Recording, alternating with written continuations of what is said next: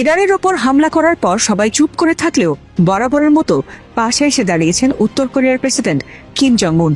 এই যুদ্ধে ইরানের সাথে না পেরে যুক্তরাষ্ট্র যখন তেহরানে পারমাণবিক অস্ত্র ব্যবহারের কথা চিন্তা করছে, ঠিক সেই সময় আবারও গর্জে উঠলেন উত্তর কোরিয়ার শক্তিশালী নেতা।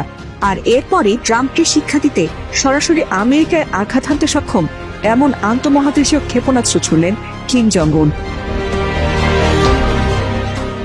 কোন মুসলিম দেশ ইরানের পাশে এসে না দাঁড়ালেও এই যুদ্ধের শুরু থেকে কিম ঠিকই ইরানের পক্ষে তার অবস্থান জানিয়ে দেন। আর কিমকে পাশে পেয়ে আরো বিধ্বংসী রূপে যুক্তরাষ্ট্র ইসরায়েলে ধ্বংসযজ্ঞ চালাচ্ছে সাহসী মুসলিম দেশ ইরান। তবে এই যুদ্ধে ইরানের সাথে ট্রাম্প কোনোভাবেই কুলিয়ে উঠতে না পেরে পারমাণবিক অস্ত্র যখন ব্যবহারের ষড়যন্ত্র চালাচ্ছে, এমনকি স্থল অভিযানের কথাও জানিয়েছে তারা। আর ঠিক সেই কারণেই বন্ধুদেশ ইরানকে রক্ষায় আবারও নতুন করে গর্জে উঠেছেন কিম জং উন। এমনকি ভুলেও যদি ইরানের দিকে একটি পারমাণবিক অস্ত্র তারা ছোড়ে, তবে গোটা আমেরিকা ইসরায়েলকে তাদের সর্বোচ্চ পারমাণবিক ক্ষমতা দিয়ে একেবারে গুড়িয়ে দেবে বলে চরম হুঁশিয়ারি দিয়েছেন উত্তর কোরিয়ার প্রেসিডেন্ট কিম জং উন। আর এই হুঙ্কার যে শুধু তিনি মুখে মুখেই দেন না, সেটি প্রমাণ দিচ্ছেন তিনি বহু আগে থেকেই। সেই ধারাবাহিকতায় কয়েক দফা শক্তিশালী ব্যালিস্টিক ক্ষেপণাস্ত্র ছুড়ে ইতোমধ্যে আমেরিকাকে সাবধানও করেছেন তিনি। আর এবার ট্রাম্পের মনে ভয় ধরাতে নিজের দেশ থেকেই সরাসরি আমেরিকার বুকে হামলা চালানোর মতো বড় ক্ষেপণাস্ত্রের পরীক্ষা চালিয়েছে কিম জং উনের দেশ উত্তর কোরিয়া। এ নিয়ে দেশটির রাষ্ট্রীয় সংবাদ মাধ্যম KCNA জানিয়েছে, নতুন ও উন্নত প্রযুক্তির একটি রকেট ইঞ্জিনের সফল গ্রাউন্ড টেস্ট সম্পন্ন করেছে উত্তর কোরিয়া।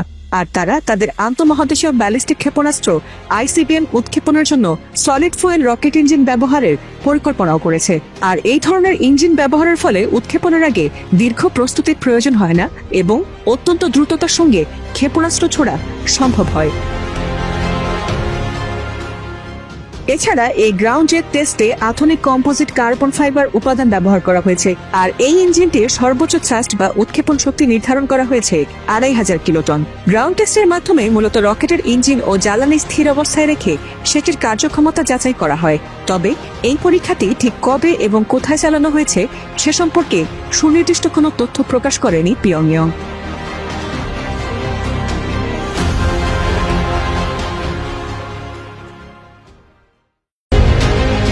কথায় আছে, ওস্তাদের মার শেষ রাতে।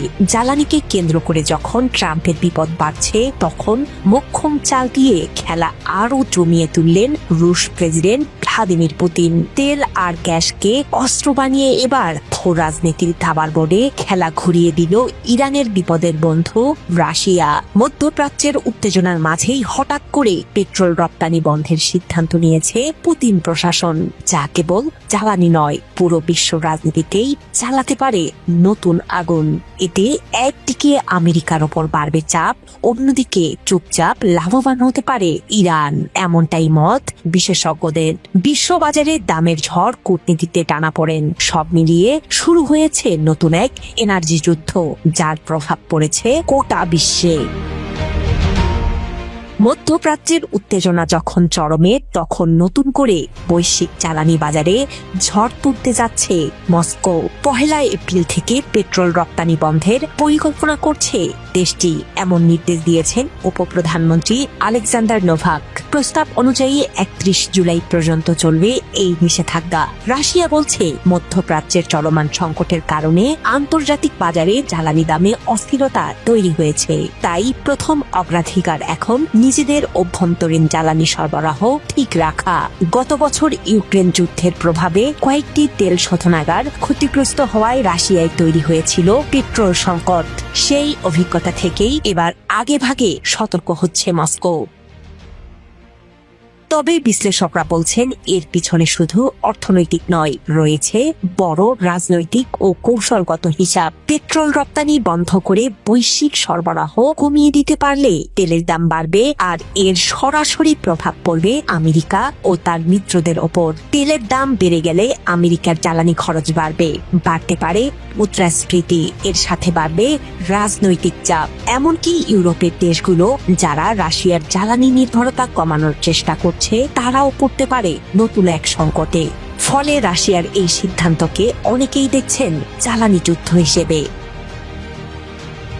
এই পরিস্থিতিতে সবচেয়ে বেশি লাভবান হতে পারে ইরান। পশ্চিমা নিষেধাজ্ঞার মধ্যেও ইরান দীর্ঘদিন ধরে বিকল্প উপায়ে তেল রপ্তানি করে আসছে।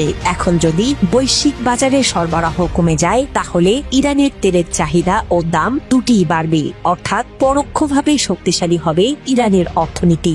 বিশ্লেষকদের মতে এটি ইরানকে সহায়তা করার একটি কৌশলগত পদক্ষেপ হতে পারে। সরাসরি যুদ্ধক্ষেত্রে না নামলেও জ্বালানি বাজার নিয়ন্ত্রণের মাধ্যমে মস্কো তেহরানের পক্ষে অবস্থান নিচ্ছে, এমনটাই মনে করছেন বিশ্লেষকরা। যুদ্ধের শুরু থেকেই আগ্রাসী ভূমিকা পালন করে আসছে ইরান, যার লক্ষ্যবস্তু হয়েছে ইসরায়েল ও যুক্তরাষ্ট্রের গুরুত্বপূর্ণ স্থাপনাগুলো। ট্রাম্প প্রশাসনের শত চেষ্টা সত্ত্বেও ইরানকে দমানো যায়নি, বরং পাল্টাপাল্টি হামলায় খোদ ওয়াশিংটনের বিভিন্ন অঞ্চল লণ্ডভণ্ড হয়ে গেছে। সেই ধারাবাহিকতায় এবার ইরান দাবি করেছে তারা যুক্তরাষ্ট্রের অহংকার ও শক্তির প্রতীক সব সামরিক ঘাঁটিগুলো মাটির সঙ্গে মিশিয়ে দিয়েছে। সম্প্রতি ইরানের সশস্ত্র বাহিনীর জ্যেষ্ঠ মুখপাত্র ব্রিগেডিয়ার জেনারেল আবুল ফজল শেখারচি মেহের নিউজের এক সাক্ষাৎকারে বিস্ফোরক দাবি করেছেন। তার দাবি অনুযায়ী পশ্চিম এশিয়ায় যুক্তরাষ্ট্রের স্থাপিত 17টি সামরিক ঘাঁটির সবকটি ধ্বংস করে দিয়েছে ইরানের সেনারা। মার্কিন বাহিনী তাদের অত্যাধুনিক প্রযুক্তি দিয়েও নিজেদের ঘাঁটি ও সেনাদের সুরক্ষা দিতে ব্যর্থ হয়েছে। জেনারেল শেখারচি 2025 সালে ইসরায়েল ও যুক্তরাষ্ট্রের সঙ্গে সংঘটিত 12 দিনের রক্তক্ষয়ী যুদ্ধের প্রসঙ্গ টেনে আনেন। তিনি জানান, ওই যুদ্ধের পর ইরান তাদের দীর্ঘদিনের প্রতিরক্ষামূলক নীতি বদলে এখন আক্রমণাত্মক কৌশল গ্রহণ করেছে। তবে তিনি স্পষ্ট করে বলেন, গত 47 বছরে ইরান আগে কোনো দেশকে আক্রমণ করেনি এবং করবেও না, কিন্তু কেউ আঘাত করলে তার পাল্টা জবাব হবে বিধ্বংসী এবং লক্ষ্য অর্জিত না হওয়া পর্যন্ত থামবে না। যুদ্ধের আবহে বিশ্বের অন্যতম গুরুত্বপূর্ণ জলপথ হরমুজ প্রণালী নিয়ে কঠোর সতর্কবার্তা দিয়েছে তেহরান। জেনারেল আবুল ফজল শেখারচি হুঁশিয়ারি দিয়ে বলেন, এই জলপথের পরিস্থিতি আর আগের মতো থাকবে না এবং ইরানের নির্ধারিত শর্ত মেনেই এখানে যাতায়াত করতে হবে। একই সঙ্গে তিনি অভিযোগ করেন, যুক্তরাষ্ট্র নিরাপত্তার দোহাই দিয়ে আঞ্চলিক দেশগুলোর অর্থে ঘাঁটি নির্মাণ করছে এবং বিপুল অস্ত্র বিক্রি করে মধ্যপ্রাচ্যের পরিস্থিতিকে আরো জটিল করে তুলেছে।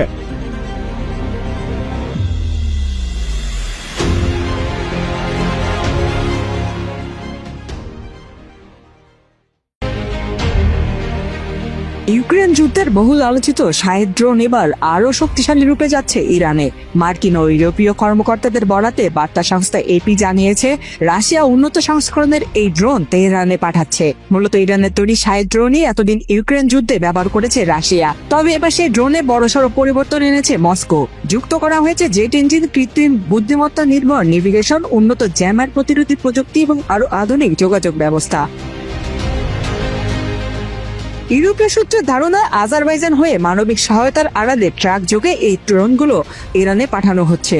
তবে ঠিক কত সংখ্যক ড্রোন পাঠানো হয়েছে বা এটি এককালীন চালান নাকি ধারাবাহিক সরবরাহ তা এখনো পরিষ্কার নয়। এদিকে ক্রেমলিনের মুখপাত্র দিমিত্রি পেসকভ এই অভিযোগকে সরাসরি মিথ্যা বলে উড়িয়ে দিয়েছেন।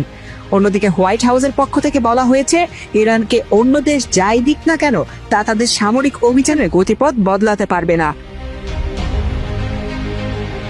তবে বিশ্লেষকদের মতে বিষয়টি এত সহজ নয়। যুক্তরাষ্ট্র ও ইসরায়েলের সঙ্গে চলমান উত্তেজনার মধ্যে ইরান যদি এই উন্নত ড্রোন হাতে পায় তাহলে মধ্যপ্রাচ্যের আকাশ প্রতিরক্ষা ব্যবস্থার উপর বড় ধরনের চাপ তৈরি হতে পারে।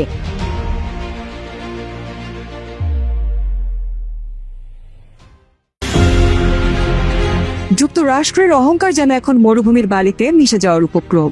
ইরানকে দমানোর জন্য ইসরায়েল ও যুক্তরাষ্ট্র যৌথ হামলা চালালেও পাল্টা আঘাতে খোদ মার্কিন সেনারাই এখন দিশেহারা। তেহরানের একের পর এক বিধ্বংসী ড্রোন ও মিসাইল হামলায় পরাশক্তি যুক্তরাষ্ট্রের ভিত আজ নড়বড়ে।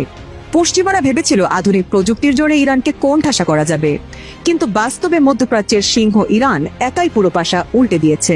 গত কয়েকদিনে সৌদি আরবের মার্কিন ঘাঁটিতে ইরানের একের পর এক ক্ষেপণাস্ত্র ও ড্রোন হামলা সেই সত্যকেই প্রতিষ্ঠিত করেছে। যুক্তরাষ্ট্রের দাপট এখন খাদের কিনারায়। সৌদি আরবের মার্কিন বিমান ঘাঁটিতে ইরানের ভয়াবহ ক্ষেপণাস্ত্র হামলায় অন্তত 29 জন মার্কিন সেনা আহত হয়েছেন। গত এক সপ্তাহে এই ঘাঁটিতে 3 দফায় হামলা চালিয়েছে তেহরান।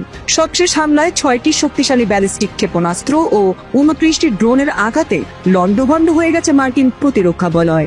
রিয়াদ থেকে মাত্র 96 কিলোমিটার দূরে অবস্থিত প্রিন্স সুলতান বিমান ঘাঁটির রানওয়ে ও বেশ কয়েকটি জ্বালানি সরবরাহকারী বিমান এখন ধ্বংসস্তূপে পরিণত হয়েছে।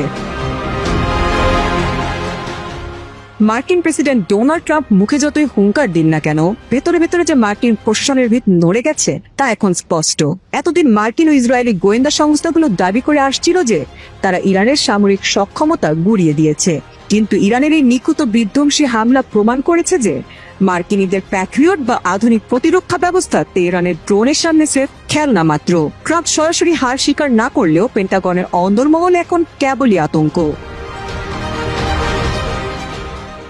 বরাবরের মতোই যুক্তরাষ্ট্র তাদের ক্ষয়ক্ষতির প্রকৃত তথ্য গোপন করার চেষ্টা করছে। সংবাদ মাধ্যমকে কড়াকড়িভাবে নিয়ন্ত্রণ করা হচ্ছে যাতে মার্কিন সেনাদের নিথর দেহ বা গুরুতর আহতের খবর সামনে না আসে। কিন্তু সত্যকে কতক্ষণ চেপে রাখা যায়? পেন্টাগনের সূত্রগুলো নিশ্চিত করেছে যে আহত সেনাদের অনেকের অবস্থা সংকটাপন্ন। ইরানের এই নাকানি চুবানি খাওয়ানো হামলা ওয়াশিংটনকে এক কঠিন বার্তা দিয়েছে। ইউএস সেন্ট্রাল কমান্ডের সবশেষ তথ্য অনুযায়ী ইরানের সাথে যুদ্ধ শুরুর পর থেকে এ পর্যন্ত 300 এর বেশি মার্কিন সেনা আহত হয়েছেন। যদিও দাবি করা হচ্ছে 273 জন সুস্থ হয়ে কাজে ফিরেছেন, কিন্তু মাঠ পর্যায়ের চিত্র ভিন্ন। এএফপির সূত্র মতে অন্তত 10 জন সেনা এখনো মৃত্যুর সাথে পাঞ্জা লড়ছেন। শুধু আহত নয়, 13 জন মার্কিন সেনার প্রাণহানির খবরও নিশ্চিত হওয়া গেছে। ইরানকে ঘিরে মধ্যপ্রাচ্যে চলছে একের পর এক হামলা, আর এরই মধ্যে সামনে আসছে মার্কিন প্রেসিডেন্ট ডোনাল্ড ট্রাম্পের নতুন টার্গেটের ইঙ্গিত। পরিস্থিতি আরো জটিল হয়ে উঠছে তার সাম্প্রতিক বক্তব্যে। মিয়ামিতে এক অর্থনৈতিক বিনিয়োগ সম্মেলনে ট্রাম্প দাবি করেন ইরানে ইতিমধ্যে শাসন পরিবর্তন হয়েছে এবং যুক্তরাষ্ট্র দেশটির বিরুদ্ধে বড় ধরনের আঘাত হেনেছে। তার ভাষ্য অনুযায়ী মার্কিন বাহিনী ইরানের পারমাণবিক স্থাপনা ধ্বংস করেছে এবং দেশটির বিমান বাহিনী ও আকাশ প্রতিরক্ষা ব্যবস্থা আর কার্যকর নেই। ইরানের সর্বোচ্চ নেতা আয়াতুল্লাহ আলী খামেনি হত্যা এবং তার ছেলে মোস্তফা খামেনি গুরুতর আহত উল্লেখ করে তিনি আরও বলেন, যুক্তরাষ্ট্র 3550টি লক্ষ্যবস্তুতে হামলা চালিয়েছে এবং আরও 3550টি লক্ষ্যবস্তু এখনো বাকি রয়েছে। পরবর্তী পদক্ষেপ পরে নির্ধারণ করা হবে বলেও তিনি ইঙ্গিত দেন।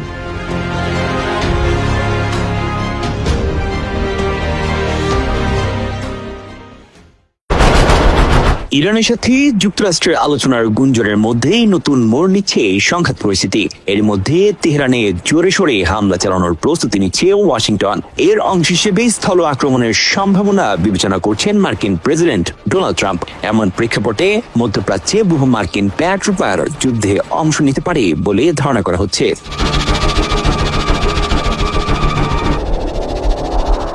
দ্য টেলিগ্রাফের প্রতিবেদনে বলা হয়েছে, স্থল অভিযান শুরু হলে যুক্তরাষ্ট্রের অভিজাত 82তম এয়ারবর্ন ডিভিশনের প্রায় 2000 সেনা প্যারাশুটে করে ইরানে নামবে।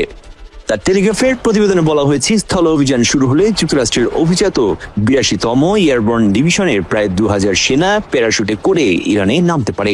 এছাড়াও মধ্যপ্রাচ্যে বাড়তি আরো 10,000 স্থল সেনা পাঠানোর বিষয়টি বিবেচনা করছে ডোনাল্ড ট্রাম্পের প্রশাসন এবং মার্কিন যুদ্ধ মন্ত্রণালয় তথা প্রতিরক্ষা বিভাগ পেন্টাগন।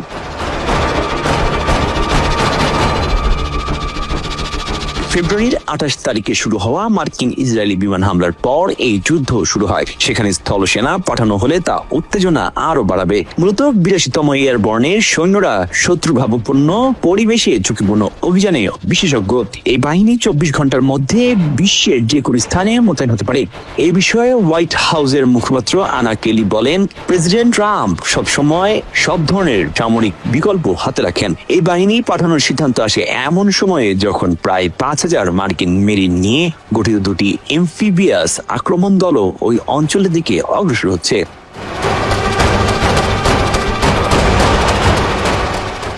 টেলিগ্রাফের প্রতিবেদনে 82তম এয়ারবর্নকে কি কি মিশনে ব্যবহার করা হতে পারে তা উল্লেখ করা হয়েছে।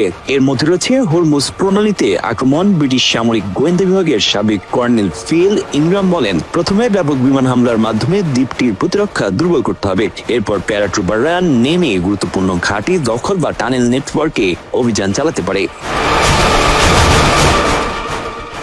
সবচেয়ে ঝুঁকিপূর্ণ এবং কম সম্ভাবনাময় পরিকল্পনা হলো ইরানের অভ্যন্তরে ঢুকে সমৃদ্ধ ইউরেনিয়াম দখল করা। বৃহত্তম এয়ারবোনকে ইউরেনিয়াম মজুত করে স্থানে পাঠিয়ে তা দখল করার চেষ্টা করা হতে পারে, যার ওজন প্রায় 1000 পাউন্ড বলেও ধারণা করা যায়।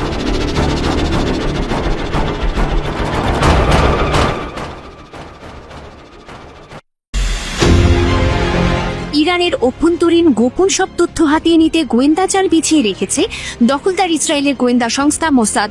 অর্থের প্রলোভন দেখিয়ে কিংবা বর্তমান সরকারের বিরোধীদের মাধ্যমে ইরানের তথ্য হাতিয়ে নিচ্ছে পৃথিবীর দুর্ধর্ষ কুখ্যাত গোয়েন্দা বাহিনী হিসেবে পরিচিত এই গোয়েন্দা সংস্থা। চলমান সংঘাতের মধ্যে ইরানের অভ্যন্তরে চলা মোসাদের সঙ্গে ভয়াবহ গোয়েন্দা যুদ্ধে বড় সাফল্য দাবি করেছে তেহরান। গত কয়েকদিনে একযোগে অভিযান চালিয়ে মোসাদ ও মার্কিন নেটওয়ার্কের সঙ্গে সংশ্লিষ্ট একটি বিশাল গুপ্তচর চক্রকে গুড়িয়ে দিয়েছে ইরানের ইসলামী বিপ্লবী গার্ড বাহিনী, IRGC এবং দেশটির গোয়েন্দা মন্ত্রণালয়। এই অভিযানে ইরানের 5টি প্রদেশ থেকে মোট 46 জন দুর্ধর্ষ এজেন্টকে গ্রেপ্তার করা হয়েছে। ইসলামী বিপ্লবী গার্ড বাহিনীর IRGCর গোয়েন্দা শাখা জানায়, পশ্চিম ইরানের কারমানশাহ প্রদেশে একটি সন্ত্রাসী সেলকে নিষ্ক্রিয় করা হয়েছে। এসব সন্ত্রাসী ইসরায়েলের গোয়েন্দা সংস্থা মোসাদের সঙ্গে হাত মিলিয়ে ইরানের স্পর্শকাতর সামরিক স্থাপনায় বড় ধরনের নাশকতার পরিকল্পনা করছিল। এছাড়া গুলিস্তান প্রদেশে নিরাপত্তা বাহিনীর উপর সশস্ত্র হামলার প্রস্তুতিকালে 2 জনকে গ্রেপ্তার করা হয়েছে। তাদের গোপন আস্তানা থেকে 4টি হ্যান্ডগান এবং বিপুল পরিমাণ গোলাবারুদ উদ্ধার করা হয়েছে। এদিকে মার্কিন সংবাদ মাধ্যম নিউ ইয়র্ক টাইমসের এক সাম্প্রতিক প্রতিবেদন অনুযায়ী মোসাদের মূল রণকৌশল ছিল আকাশপথে অনবরত বোমা বর্ষণের মাধ্যমে ইরানের ভেতরে এক ধরনের গণ অস্থিরতা তৈরি করা। মোসাদ ভেবেছিল যে সেই অস্থিরতাকে কাজে লাগিয়ে ইরানের ভেতরে থাকা বিচ্ছিন্নতাবাদী গোষ্ঠী ও এই গুপ্তচর নেটওয়ার্কগুলো গণঅভ্যুত্থান ঘটাবে। তবে ইরানের গোয়েন্দা তৎপরতায় মোসাদের সেই পরিকল্পনা আপাতত ভেস্তে গেছে বলে মনে করা হচ্ছে। অন্যদিকে ইরানের পুলিশ প্রধান ব্রিগেডিয়ার জেনারেল আহমেদ রেজা রাদান জানান, গত এক সপ্তাহে তথ্য পাচারের অভিযোগে দেশ জুড়ে প্রায় 500 জনকে গ্রেপ্তার করা হয়েছে। ইরানে মোসাদ মূলত স্থানীয় এজেন্ট নিয়োগ, স্টারলিংক অত্যাধুনিক সাইবার প্রযুক্তির মাধ্যমে গোপন তথ্য সংগ্রহ এবং গুপ্ত হত্যার ছক কষে। তবে সাম্প্রতিক 500 জন এজেন্ট গ্রেপ্তার এবং একের পর এক গোপন সেল ধরা পড়া মোসাদের বড় ব্যর্থতা। অভ্যন্তরীণ গণ অভ্যুত্থান ঘটাতে তাদের দীর্ঘমেয়াদী পরিকল্পনাটি বর্তমানে ইরানি গোয়েন্দা জালে মুখ থুবড়ে পড়েছে।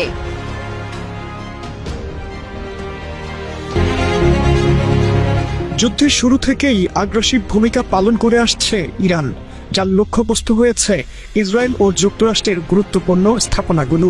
ট্রাম্প প্রশাসনের শত চেষ্টা সত্ত্বেও ইরানকে দমানো যায়নি, বরং পাল্টাপাল্টি হামলায় খোদ ওয়াশিংটনের বিভিন্ন অঞ্চল লণ্ডভণ্ড হয়ে গেছে। সেই ধারাবাহিকতায় এবার ইরান দাবি করেছে তারা যুক্তরাষ্ট্রের অহংকার ও শক্তির প্রতীক সব সামরিক ঘাঁটিগুলো মাটির সঙ্গে মিশিয়ে দিয়েছে।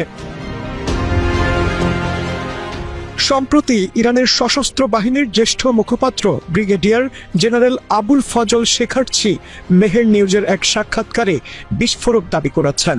তার দাবি অনুযায়ী পশ্চিম এশিয়ায় যুক্তরাষ্ট্রের স্থাপিত 17টি সামরিক ঘাঁটির সবকটি ধ্বংস করে দিয়েছে ইরানের সেনারা।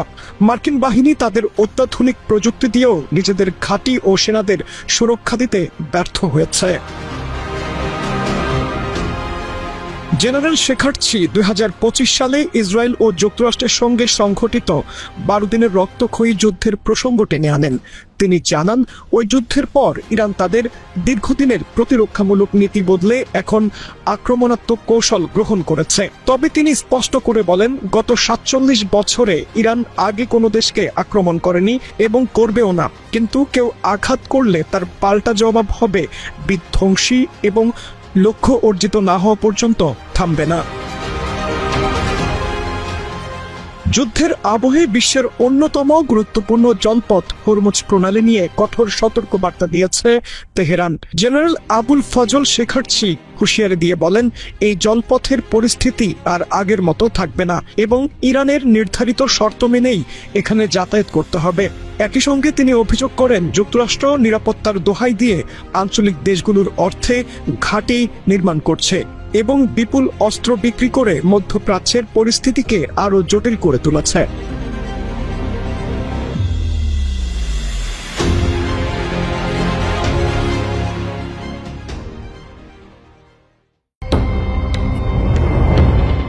ইসরায়েল ও যুক্তরাষ্ট্রের হামলার জবাব দিতে টানা 28 দিন ধরে একের পর এক শক্তিশালী মিসাইল হামলা করেছে ইরান। ইরানের এমন হামলায় ইসরায়েলের ব্যাপক ক্ষয়ক্ষতি হলেও সেই বিষয়টি অনেকটাই এড়িয়ে গেছে ইসরায়েল। এমনকি তেল আবিবের ক্ষয়ক্ষতির অবস্থার কথা জানিয়েও কোনো ভিডিও প্রকাশ করতেও রয়েছে বিধিনিষেধ। যদিও এই যুদ্ধে ইরানের সবচেয়ে বেশি ক্ষয়ক্ষতি হয়েছে, কিন্তু যুদ্ধের এখনকার পরিস্থিতি কোনোভাবেই সামাল দিতে পারছে না ইসরায়েল। আর এমন পরিস্থিতিতেই ইসরায়েল সেনাবাহিনীর খারাপ অবস্থা নিয়ে চাঞ্চল্যকর তথ্য দিয়েছে দেশটির সেনাপ্রধান। ইরান এই যুদ্ধে প্রথম দিকে কিছুটা খেই হারিয়ে ফেলে, তবে দিন যত গড়াচ্ছে ততই ইরান তাদের শক্তিমত্তা দেখাচ্ছে। সবচেয়ে আধুনিক প্রযুক্তি, সবচেয়ে ভারী শক্তিশালী অস্ত্র দিয়েও ইরানকে কোনোভাবেই দমাতে পারছে না ট্রাম্প। আর সে কারণেই যুদ্ধবিরতির প্রস্তাব দিয়ে ইরানকে এ যাত্রায় থামাতে যাচ্ছে যুক্তরাষ্ট্র। ইরান যুক্তরাষ্ট্রের যুদ্ধবিরতির প্রস্তাব নাকচ করে দিয়ে ইসরায়েলে শক্তিশালী হামলা অব্যাহত রেখেছে। আর ঠিক এমন মুহূর্তেই ইসরায়েলের সেনাবাহিনীর সবচেয়ে দুর্বল বিষয়টি প্রকাশ করে দিল নেতানিয়াহুর সেনাপ্রধান। ইসরায়েলের সামরিক নেতৃত্ব ও বিরোধী দলের রাজনীতিবিদরা নেতানিয়াহুকে আগেই সতর্ক করেছিলেন। তারা বলেছিলেন, বহুমুখী যুদ্ধের চাপে ইসরায়েল ডিফেন্স ফোর্সেস বা আইডিএফ ভেঙে পড়ার কাছাকাছি চলে এসেছে। সৈন্য সংকট ও স্পষ্ট কৌশলের অভাবকে তারা এর কারণ হিসেবে দেখিয়েছিলেন। তার কথাই এবার সত্যি হতে চলেছে। টানা 28 দিন যুদ্ধ করে ইসরায়েলের সেনাবাহিনীর অবস্থা শোচনীয় হয়ে পড়েছে।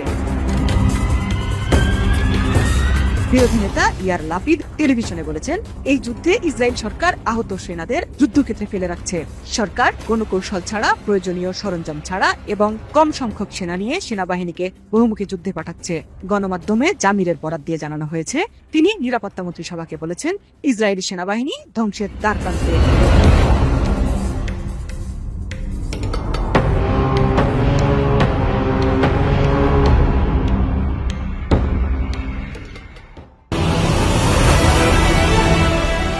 সালের 7 অক্টোবর শুরু। এরপর টানা 2 বছর গাজা জুড়ে লাগাতার আগ্রাসন চালিয়েছে ইসরায়েল। স্থল অভিযানে সরাসরি অংশ নিয়েছে লাখের বেশি ইসরায়েলি সেনা। একই সময়ে লেবাননেও হামলা শুরু করে আইডিএফ। গাজা লেবাননের পাশাপাশি এই সময় ইরাক, সিরিয়াতেও চালানো হয় অভিযান। ইসরায়েল এখন ইরানের সাথেও জড়িয়েছে যুদ্ধে। গেল বছরের জুনেও ইরানের সাথে যুদ্ধে জড়ায় আইডিএফ, যা স্থায়ী হয়েছিল 12 দিন। 2 বছর ধরে একের পর এক যুদ্ধ করে যাচ্ছে ইসরায়েলি সেনারা। ইসরায়েলের সামরিক বাহিনীর সক্রিয় সদস্য 1,69,000। বিপরীতে রিজার্ভ সেনা 4.5 লাখের বেশি।